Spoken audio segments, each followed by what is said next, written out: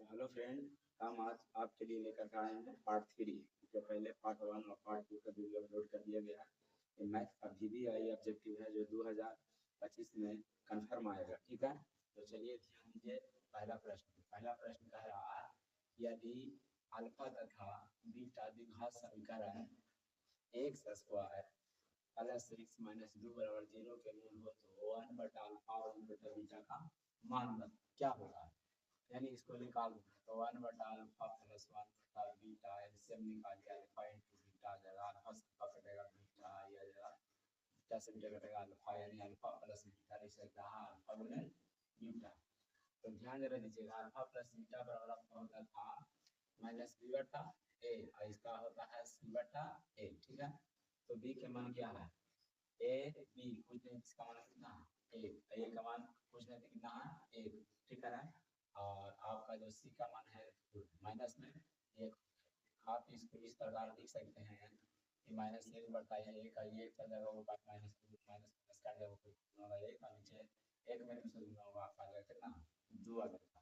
यानी आपका आंसर जो आ गया 1/2 आ गया। ठीक है, इसी प्रकार अगला प्रश्न दिया हुआ है, कह रहा है यदि बहुपद px बराबर x square minus 2x plus 5 में शून्य a कॉमा b है तो a इंटू बी का मान निकालिए। तेरा बताया जाता है सी बटा ए, तो ए बी सी का मान 5 हो गया। ठीक, आई का मान पूछना तो क्या है एक है, एक में 5 है, 5 में 1 से भागा नहीं क्या आएगा 5 आएगा, यानी इसका आंसर आपका आ जाएगा 5 हो जाएगा। ठीक है, अगला प्रश्न कह रहा है कि दो परिमेय संख्याओं के बीच कितनी अपरिमेय संख्याएं हो सकती है। यानी दो परिमेय संख्याओं के बीच कितनी अपरिमेय संख्याएं हो सकती है, याद रखिएगा अनंत।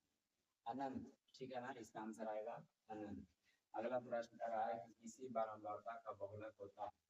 पहला ऑप्शन दिया हुआ है कम से कम बारंबारता मान, माध्यतम मान, अधिकतम मान। तो इसका आंसर हो जाएगा आपको अधिकतम बारंबारता। ठीक है ना, अगला प्रश्न दिया हुआ प्रश्न 5, यदि समांतर चतुर्भुज की सभी भुजाएं एक वृत्त को स्पर्श करे तो वह समांतर चतुर्भुज होगा। तो आपका हो जाएगा जाकर के समचतुर्भुज। ठीक है, अगला प्रश्न कह रहा है प्रश्न 6, बिंदु 2,3 की दूरी ज्ञात है। ये बहुत आसान है, बोले हैं इसको रूट में डाल दीजिए, अगला का स्क्वायर कर दो, पीछे वाला का स्क्वायर कितना देगा 4 और 3 किया 9 4 कितना देगा 13, यानी इसका आंसर आ जाएगा 13। ठीक है, अगला प्रश्न दिया हुआ है कि निश्चित घटना की परियोजना होती है। याद रखिएगा निश्चित घटना का परियोजना कितना होता है एक होता है। अगला प्रश्न दिया हुआ है प्रश्न 8, 1 प्लस 10 स्क्वायर थीटा का मान है। तो देख लीजिए 1 प्लस 10 स्क्वायर थीटा बराबर होता है 5 सेक स्क्वायर थीटा।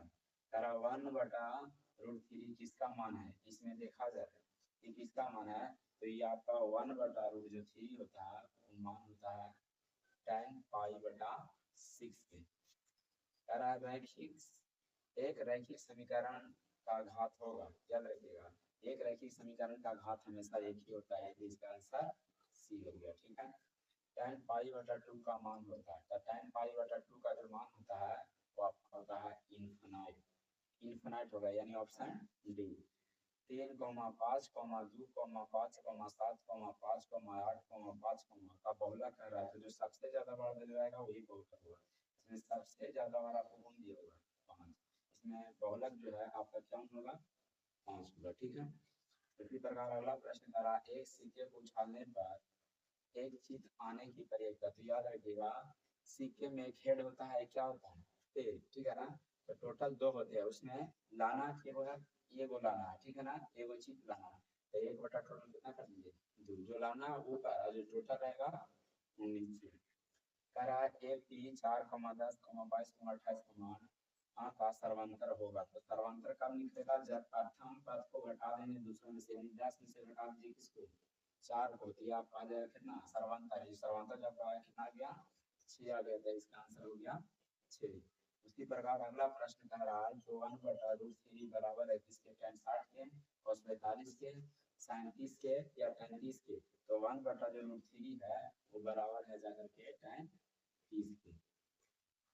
16 देखिए सारा विभाग समीकरण x square plus 2x minus 3 बराबर 0 के मूलों का योग होता है। मूलों का जो योग होता है alpha plus beta, alpha plus beta यानी अल्फा प्लस बीटा बराबर होता है माइनस बी बटा ए, यानी बी का मान कौन है ए और बी, बी का मान हो गया 2 माइनस आ जाएगा एक मान 1 भाग आ जाएगा से कितना गया 2 आ गया, यानी इसका आंसर कितना आ जाएगा माइनस 2।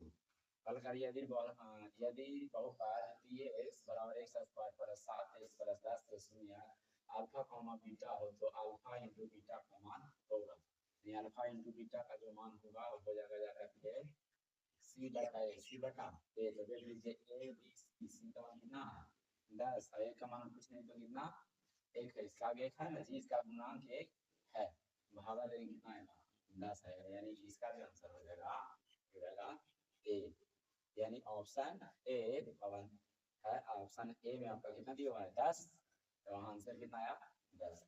क्षमा प्रश्न द्विघात समीकरण 2x square minus 4x plus 3 बराबर 0 का विवेचक होगा, तो विवेचक और याद रखिए विवेचक का फार्मूला होता है d बराबर b स्क्वायर माइनस 4ac, तो b का मान देख लीजिए यार b का मान हो गया माइनस 4k स्क्वायर, तो a का मान कितना हो जाएगा, तो a का मान आपका हो जाएगा 2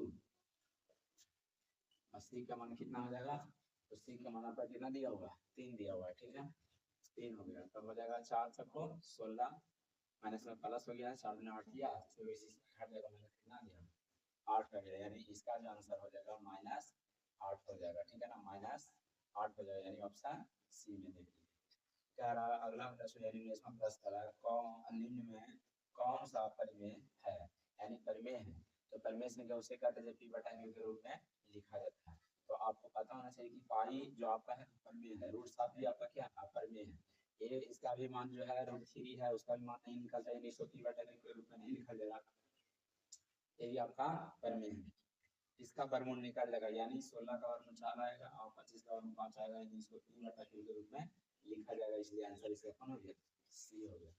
अगला प्रश्न करा यदि a का प्रथम पद a है और सर्वंतर d है, तो nवां पद के लिए तो nवां पद बराबर सूत्र होता है यानी tn बराबर a plus n minus 1 into d होता है, यानी ऑप्शन बी में आपको मिल रहा है, ठीक है। इस तरह से पार्ट 3 समाप्त।